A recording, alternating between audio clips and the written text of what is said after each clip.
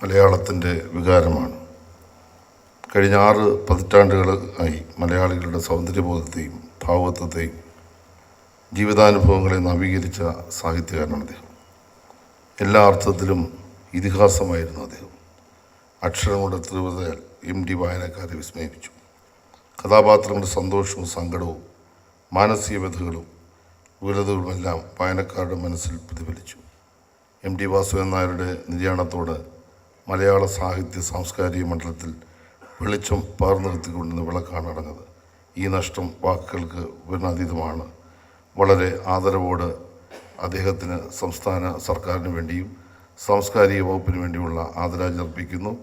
എല്ലാവരും ഒരു നിമിഷം അതിൻ്റെ സൂചകമായി എഴുന്നേൽക്കണമെന്ന് അഭ്യർത്ഥിക്കുന്നു. നാം എല്ലാവരും ഏറെ വേദനയോടെയാണ് ഈ യോഗത്തിൽ പങ്കെടുക്കുന്നത്. നമ്മുടെ സംസ്കാരത്തിൻ്റെ ഭാഗമായി ലയിച്ചു ചേർന്ന് കഴിഞ്ഞ മഹാനായ MDക്ക് ആദരാഞ്ജലി അർപ്പിക്കുന്ന യോഗമാണിത്. അനുശോചന യോഗമാണ് എന്നതുകൊണ്ട് തന്നെ അദ്ദേഹത്തിൻ്റെ വിവിധങ്ങളായ മേഖലകളിലെ മഹത്തരമായ സംഭാവനകളെ ആകെ വിശദമായി അവലോകനം ചെയ്യാനോ അപഗ്രഥിക്കാനോ ഉള്ള സന്ദർഭമല്ല ഇത്. അതിനൊക്കെയുള്ള വിശദമായ സന്ദർഭങ്ങൾ ഇനിയും ഉണ്ടാവും. അതുകൊണ്ട് അതിലേക്കൊന്നും കടക്കുന്നില്ല. നമുക്ക് MD ആരായിരുന്നു എന്ന് ചിന്തിക്കാനുള്ള ഘട്ടമാണിത്. MDയുമായി സഹകരിച്ച ഒരുപാട് നിമിഷങ്ങൾ ഓർമ്മചിത്രങ്ങളായി മനസ്സിൽ തെളിയുന്നുണ്ട്. അദ്ദേഹത്തിൻ്റെ വീട്ടിൽ അദ്ദേഹത്തോടൊപ്പം ചെലവഴിച്ച നിമിഷങ്ങളും അദ്ദേഹം കാട്ടിയ സ്നേഹവും പരിഗണനയുമെല്ലാം മനസ്സിൽ വന്നു നിറയുന്നുണ്ട്. അവയെല്ലാം വലിയൊരു ധന്യതയായി മനസ്സിൽ സൂക്ഷിക്കുന്നു എന്ന് മാത്രം പറയട്ടെ. ഒരു കാര്യം എടുത്തു പറയണം. മുഖ്യമന്ത്രിയായിരിക്കെ തന്നെ MDയെ പലവട്ടം കണ്ടിട്ടുണ്ട്. വ്യക്തിപരമായി ഏതെങ്കിലും കാര്യങ്ങളെക്കുറിച്ച് അദ്ദേഹത്തിന് ഒന്നും പറയാനുണ്ടായിരുന്നില്ല. പറയാനുണ്ടായിരുന്നതൊക്കെ മലയാള ഭാഷയെക്കുറിച്ചും തുഞ്ചൻ പറമ്പിനെക്കുറിച്ചും കോഴിക്കോട് വരേണ്ട ചില കാര്യങ്ങളെക്കുറിച്ചും ഒക്കെയായിരുന്നു. മലയാള ഭാഷയോട് എന്തൊരു സ്നേഹമായിരുന്നു അദ്ദേഹത്തിന്.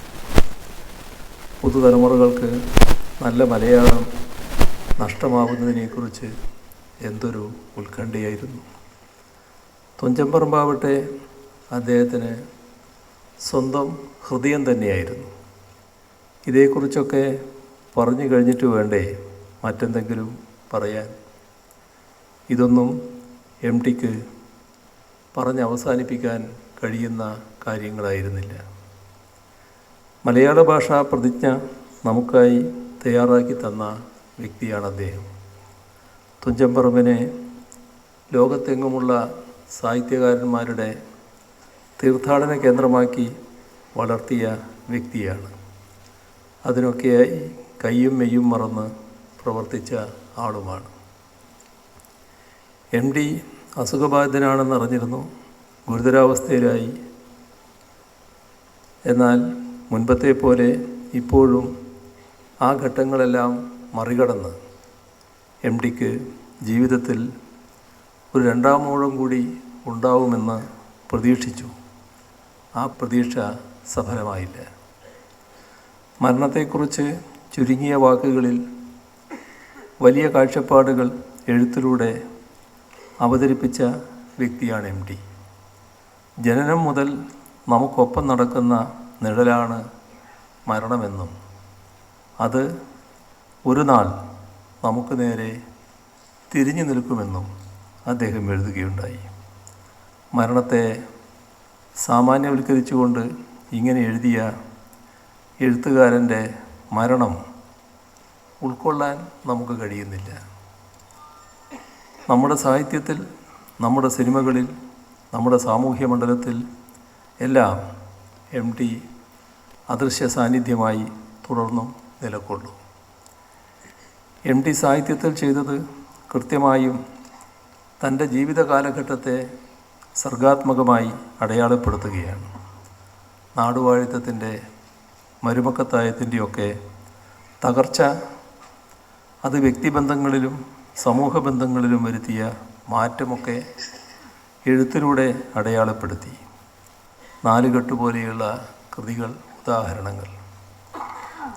അതേപോലെ ജീവിത ദുരന്തങ്ങളിൽ ദൈവം പോലും അഭയമാവുന്നില്ലെന്ന ബോധത്തിൽ നിന്നുണ്ടാകാവുന്ന ഉത്കണ്ഠകളെയും അടയാളപ്പെടുത്തി. പള്ളിവാളും കാൽച്ചിലമ്പും പോലുള്ള കൃതികൾ ഉദാഹരണങ്ങൾ. ചുരുക്കി പറഞ്ഞാൽ കാലത്തിന് നേർക്ക് തിരിച്ചു പിടിച്ച മനസ്സായിരുന്നു എം ടിക്ക്. സാഹിത്യലോകം തൊട്ടതൊക്കെ പൊന്നാക്കിയ എഴുത്തുകാരനാണ്. ചതിയൻ ചന്തു എന്ന ഒരാൾ ഇന്ന് മലയാള മനസ്സിൽ ഇല്ലാതായത് അദ്ദേഹത്തിൻ്റെ വടക്കൻ വീരഗാഥ ഉണ്ടായതുകൊണ്ടാണ്. ചന്തു ചതിയനല്ലെന്നും ചതിക്കപ്പെട്ടവനാണെന്നും എം ടി പറഞ്ഞു വെച്ചപ്പോൾ കാലങ്ങളായി നിലനിന്ന ഒരു ചെളി ചന്തുവിൽ നിന്ന് മാറ്റപ്പെടുകയായിരുന്നു. അത്ര ശക്തവും സർഗാത്മകവുമായിരുന്നു ആ എഴുത്ത്. സർവശക്തനായി കരുതപ്പെടുന്ന ഭീമൻ രണ്ടാം ഊഴക്കാരനായി എന്നും മാറ്റി നിർത്തപ്പെട്ടവനാണെന്ന കാര്യം എം ടി രണ്ടാം ഊഴത്തിലൂടെ ഓർമ്മിപ്പിച്ചപ്പോൾ മാത്രമാണ് നാം തന്നെ ഓർത്തത്. എത്ര മൗലികമാണ് ആ സങ്കല്പം. മഞ്ഞ്, കാലം തുടങ്ങിയ കൃതികളാവട്ടെ മലയാളിക്ക് ഒരിക്കലും മനസ്സിൽ നിന്ന് മാറ്റി നിർത്താനാവാത്തതാണ്. അങ്ങനെ എത്രയെത്ര കൃതികൾ. സാഹിത്യകൃതികൾ കൊണ്ട് മാത്രമല്ല, മനുഷ്യസ്നേഹപരമായ നിലപാടുകൾ കൊണ്ടുകൂടിയാണ് എം ടി മലയാള മനസ്സിൽ പതിഞ്ഞു നിൽക്കുന്നത്. തുഞ്ചൻപറമ്പിനെ വർഗീയ ദുസ്വാധീനങ്ങൾക്കായി തുറന്നു കൊടുക്കാൻ എത്ര വലിയ സമ്മർദ്ദമാണ് ഒരു ഘട്ടത്തിൽ എം ടിക്ക് മേൽ ഉണ്ടായത്. ആ ജീവന് ഭീഷണി പോലും ഉണ്ടായി. എന്നാൽ എം ടി തരിമ്പും വിട്ടുവീഴ്ച കാട്ടാതെ മതനിരപേക്ഷതയെ തുഞ്ചൻപറമ്പിൻ്റെ ജീവനാക്കി നിലനിർത്തി. മതേതര കേരളം എന്നും അതിന് എം ടിയോട് നന്ദിയുള്ളതായിരിക്കും. സാഹിത്യരചനയിലൂടെ സമൂഹത്തെ പുരോഗമനോന്മുഖമായി മുന്നോട്ട് നയിക്കുന്നതിൽ എന്നും ജാഗ്രത പുലർത്തിയ എഴുത്തുകാരനായിരുന്നു എം ടി. പള്ളിവാളും കാൽച്ചിലമ്പും എന്ന കൃതി തന്നെ മതിയാകും അദ്ദേഹത്തിലെ ഈ പുരോഗമനോന്മുഖ സ്വഭാവം തിരിച്ചറിയാൻ. പിന്നീടത് ചലച്ചിത്രമായി മാറിയപ്പോൾ തനിക്ക് പറയാനുള്ള ഉൽപ്പതിഷ്ണുത്വം നിറഞ്ഞ കാഴ്ചപ്പാടുകൾ, സധൈര്യം അദ്ദേഹം അതിലൂടെ മുന്നോട്ട് വെച്ചു. ഇന്നാണെങ്കിൽ നിർമാല്യം പോലെ ഒരു ചിത്രമെടുക്കാൻ എനിക്ക് കഴിഞ്ഞേക്കില്ല എന്ന് ഒരിക്കൽ അദ്ദേഹം നടത്തിയ പ്രസ്താവന മാറിവരുന്ന ഇന്ത്യൻ സാഹചര്യങ്ങൾക്ക് നേരെ പിടിച്ച കണ്ണാടി കൂടിയായിരുന്നു. സമൂഹത്തിൻ്റെ ഉത്കർഷത്തിന് മതവേർതിരിവില്ലാതെ മനുഷ്യസ്നേഹവും ഐക്യവും പുരോഗമന ചിന്തയും അനിവാര്യമാണെന്ന് അദ്ദേഹം വിശ്വസിച്ചു. ആ ആശയം തൻ്റെ എഴുത്തുകളിൽ സർഗാത്മകമായി ചേർത്തു. ഒപ്പം ഓരോ കാലഘട്ടത്തിലും സാമൂഹിക സാംസ്കാരിക രംഗങ്ങളിലുണ്ടാകുന്ന മൂല്യച്യുതിക്കെതിരെ രംഗത്ത് വരികയും ചെയ്തു. ചെറുക്കേണ്ടതിനെ ചെറുക്കാനും സ്വീകരിക്കേണ്ടതിനെ സ്വീകരിക്കാനും കഴിയുന്ന വിധത്തിൽ സമൂഹത്തെ പാകപ്പെടുത്തുന്നതിന് അദ്ദേഹം എഴുത്തിലൂടെയും സാമൂഹിക ഇടപെടലിലൂടെയും നൽകിയ സംഭാവനകൾ വളരെ വലുതാണ്. മലയാളം ലോകസാഹിത്യത്തിന് നൽകിയ അപൂർവ പ്രതിഭകളിൽ ഒരാളാണ് MD. ഏതെങ്കിലും ഒരു കള്ളിയിൽ ഒതുങ്ങി നിൽക്കുന്നതല്ല MDയുടെ പ്രതിഭ. പ്രഗത്ഭനായ ചലച്ചിത്രകാരൻ, മികച്ച പത്രാധിപർ എന്നീ നിലകളിലും അദ്ദേഹം കേരളത്തിൻ്റെ സാമൂഹ്യ സാംസ്കാരിക മേഖലകളിൽ തനതായ മുദ്ര പതിപ്പിച്ചു. ഓരോ ഭാഷയിലും നിരവധി സാഹിത്യകാരന്മാരുണ്ടാകാറുണ്ട്. എന്നാൽ സാഹിത്യപ്രേമികളുടെ ബുക്ക് ഷെൽഫുകളിൽ നിർബന്ധമായും വായിച്ചിരിക്കേണ്ട അപൂർവം പ്രതിഭകളെ ഉണ്ടാകാറുള്ളൂ. ഇംഗ്ലീഷ് സാഹിത്യം ഇഷ്ടപ്പെടുന്നവർ ഷേക്സ്പിയറിനെയും ഫ്രഞ്ച് സാഹിത്യം ഇഷ്ടപ്പെടുന്നവർ വിക്ടർ യൂഗോവിനെയും വായിക്കുകയും സൂക്ഷിച്ചു വെക്കുകയും ചെയ്യും. മലയാളത്തിൻ്റെ കാര്യമെടുത്താൽ ആ സ്ഥാനം MDക്ക് കൂടി അവകാശപ്പെട്ടതാണ്.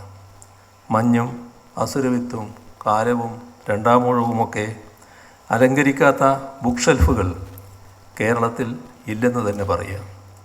ചങ്ങമ്പുഴയ്ക്ക് ശേഷം മലയാളി ഇത്രയേറെ വായിച്ച മറ്റൊരു സാഹിത്യകാരനുണ്ടാവില്ല. സാഹിത്യമോ സിനിമയോ പത്രപ്രവർത്തനമോ ഏത് രംഗവുമാവട്ടെ, അവിടെയെല്ലാം തിളങ്ങുന്ന മുദ്ര പതിപ്പിച്ച വ്യക്തിത്വമാണ് അദ്ദേഹത്തിൻ്റേത്. മികവാർന്ന പുസ്തകങ്ങൾ കൊണ്ട്, സാഹിത്യത്തെയും സിനിമകൾ കൊണ്ട് ചലച്ചിത്ര രംഗത്തെയും അദ്ദേഹം ശ്രദ്ധേയമാക്കി. പല തലമുറകളിൽപ്പെട്ട അനേകം എഴുത്തുകാരെ പ്രോത്സാഹിപ്പിച്ചു. അതാകട്ടെ മലയാള സാഹിത്യത്തിൻ്റെ വളർച്ചയ്ക്കും വികാസത്തിനും മുതൽക്കൂട്ടായി. അങ്ങനെ നോക്കുമ്പോൾ കേരളത്തിൻ്റെ സാംസ്കാരിക മണ്ഡലത്തെ പരിപോഷിപ്പിക്കുന്നതിൽ MD നൽകിയ സംഭാവനകൾ താരതമ്യമില്ലാത്തതാണ്. MD ഒരു പാഠപുസ്തകമാണ്. ആ ജീവിതത്തിലെ ഓരോ ഏടും ഇഴയും വേറിട്ട് പരിശോധിക്കുന്നത് സാഹിത്യ പഠിതാക്കൾക്ക് ഉപകാരപ്രദമായ ഒന്നാണ്. എഴുതേണ്ടതെങ്ങനെ, അതിനുള്ള നിലമൊരുക്കേണ്ടതെങ്ങനെ, എഴുത്തിൻ്റെ സാമൂഹ്യ കടമ എന്ത് എന്നെല്ലാം ആ ജീവിതത്തിൽ നിന്നും നമുക്ക് പഠിച്ചെടുക്കാനാകും. സാഹിത്യരംഗത്തേക്ക് കടന്നു വരുന്ന ഏതൊരാളും വായിച്ചിരിക്കേണ്ട പുസ്തകമാണ് കാതികൻ്റെ പണിപ്പുര. സാഹിത്യത്തെക്കുറിച്ച് ഇഴകേറി പരിശോധിക്കാൻ ഞാൻ ആളല്ല. എന്നാൽ MDയുടെ ചില സവിശേഷതകൾ ഒരു പൊതുപ്രവർത്തകൻ എന്ന നിലയിൽ ശ്രദ്ധയിൽപ്പെട്ടിട്ടുണ്ട്. ഈ നാടിൻ്റെ ചരിത്രപരമായ എല്ലാ അംശങ്ങളെയും സ്വാംശീകരിക്കാൻ അദ്ദേഹത്തിൻ്റെ രചനകൾക്ക് കഴിഞ്ഞിട്ടുണ്ട്. മിത്തുകളുടെ പുനർവായന, ഫ്യൂഡലിസത്തിൻ്റെ തകർച്ച, ആഗോളവൽക്കരണം, പ്രവാസം, പുരോഗമന ചിന്തകളുടെ വരവ് എല്ലാം തന്നെ അദ്ദേഹത്തിൻ്റെ രചനകൾക്ക് വിഷയമായി. അങ്ങനെ നോക്കുമ്പോൾ ഈ നാടിൻ്റെ പൊളിറ്റിക്കൽ ഹിസ്റ്റോറിക്കൽ ക്രോണിക്കൽ കൂടിയാണ് ആ സൃഷ്ടികൾ. എന്നും പുരോഗമനപക്ഷം ചേർന്ന് സഞ്ചരിച്ച എഴുത്തുകാരനാണ് MD. അത് സിനിമയിലൂടെ, സാഹിത്യത്തിലൂടെ. നാലുകെട്ട് എന്ന കൃതി അവസാനിക്കുന്നത് പുതിയ കാറ്റും വെളിച്ചവും കയറുന്ന വീട് പണിയണമെന്ന പരാമർശത്തോടു കൂടിയാണ്. ഫ്യൂഡലിസം തകർന്നു, പുതിയൊരു സമൂഹമായി പരിണമിക്കാൻ മലയാളി ഒരുങ്ങുന്നു എന്നുകൂടി അതിസമർത്ഥമായി പുരോഗമന ചിന്തകളുടെ കടന്നുവരവിനെ ഇത്രയേറെ പ്രതീകാത്മകമായി അവതരിപ്പിച്ച രചനകൾ അധികമുണ്ടാവില്ല. ഇടതുപക്ഷത്തെ ഒരിക്കലും ഒരു വാക്കുകൊണ്ടോ നോക്കുകൊണ്ടോ പോറലേൽപ്പിക്കാതിരുന്ന സാഹിത്യനായകൻ കൂടിയാണ് MD. കഥയുടെ കൈയടക്കത്തെക്കുറിച്ച് പഠിക്കുന്ന ഓരോരുത്തർക്കുമുള്ള പാഠപുസ്തകമാണ് അദ്ദേഹത്തിൻ്റെ രചനകൾ. സ്ത്രീ സമൂഹത്തിൻ്റെ ദുഃഖങ്ങളും പരിദേവനങ്ങളും വിഷയമാക്കിയ ഓപ്പോൾ, ആഗോളവൽക്കരണ കാലത്തെ വിപണി സംസ്കാരത്തെ പ്രതിഫലിപ്പിച്ച വിൽപ്പന, സാമ്രാജ്യത്വത്തിൻ്റെ കടന്നുവരവിനെ വരച്ചു കാട്ടിയ ഷെർലക് തുടങ്ങി കാഴ്ച വരെയുള്ള ഓരോ കഥയിലും ഈ കൈയടക്കം നമുക്ക് കാണാൻ കഴിയും. കഥനത്തിൻ്റെ ഒരു പാളി മുകളിൽ സ്ഥാപിച്ചുകൊണ്ട് അതിനടിയിൽ അനേകം സാമൂഹ്യ യാഥാർത്ഥ്യങ്ങളെ പ്രതിഫലിപ്പിക്കുന്നതായിരുന്നു അദ്ദേഹത്തിൻ്റെ രചനകൾ. പുതുതലമുറ എഴുത്തുകാർ പഠിക്കേണ്ട ഒന്നാണ് ആ കഥയെഴുത്തിലെ ക്രാഫ്റ്റ്. കലാസൃഷ്ടികളെ കേരള സമൂഹത്തെ ഇകഴ്ത്തിക്കാട്ടാനുള്ള ഉപാധിയായി ഉപയോഗിക്കപ്പെടുന്ന ഒരു കാലഘട്ടമാണിത്. പ്രൊപ്പഗണ്ട സിനിമകൾ യാതൊരു തത്വദീക്ഷയുമില്ലാതെ നുണകൾ പ്രചരിപ്പിക്കുന്നു, കേരളത്തെ ഇകഴ്ത്തിക്കാട്ടുന്നു. ഉത്തരവാദപ്പെട്ട സ്ഥാനങ്ങളിലിരിക്കുന്നവർ തന്നെ അത്തരം സിനിമകൾ പ്രചരിപ്പിക്കുന്നു.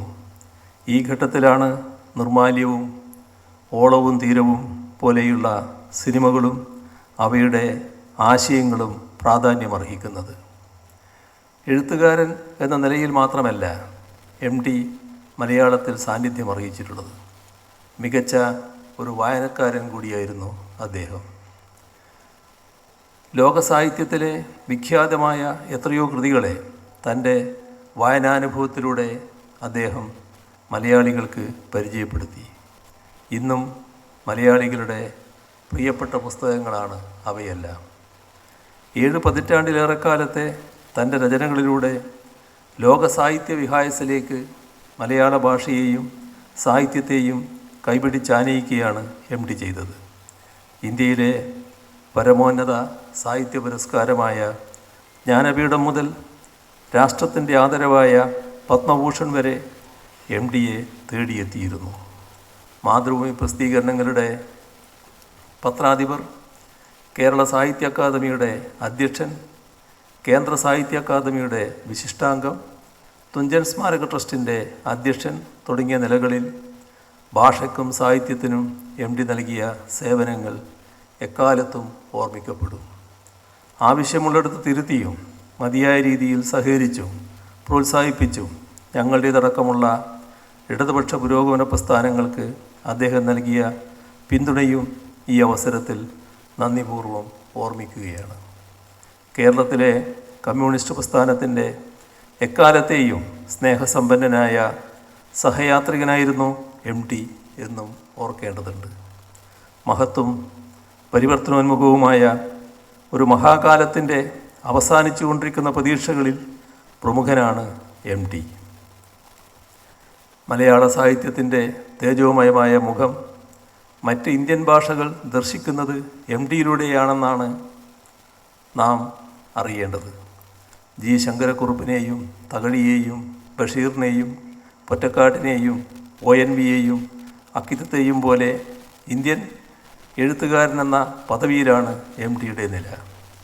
MTയുടെ സാംസ്കാരിക സംഭാവനകൾക്ക് കേരളം, ആ സംഭാവനകളെ കേരളം എന്നും നന്ദിപൂർവ്വം ഓർക്കും. മലയാള ഭാഷ ഉള്ളിടത്തോളം MT ഓർമ്മിക്കപ്പെടുകയും ചെയ്യും. ആ ഓർമ്മകൾക്ക് ആദരമർപ്പിക്കുന്നു. MTയുടെ സംഭാവനകളെ സംബന്ധിച്ച് സാമാന്യം നന്നായി ബഹുമാന്യ മുഖ്യമന്ത്രിയുടെ വിശദീകരിക്കുകയുണ്ടായി. നമ്മുടെ നാടും നമ്മുടെ ഭാഷയും മലയാളിയും എക്കാലവും MTയെ ഓർക്കാൻ കഴിയുന്ന തരത്തിലുള്ള സംഭാവനകളാണ് അദ്ദേഹം നിർവഹിച്ചിട്ടുള്ളത്. അതുകൊണ്ട് തന്നെ MTയുടെ വേർപാട് മലയാളിയെ സംബന്ധിച്ച് ഏറ്റവും ദുഃഖം ഉളവായ ഒരു സംഭവമാണ്. അദ്ദേഹത്തിൻ്റെ ദീപ്തമായ സ്മരണയ്ക്ക് മുന്നിൽ ആദരവ് പ്രകടിപ്പിച്ചുകൊണ്ട് അനുശോചനം രേഖപ്പെടുത്തിക്കൊണ്ട് വാക്കുകൾ നിർത്തുന്നു. നന്ദി, നമസ്കാരം.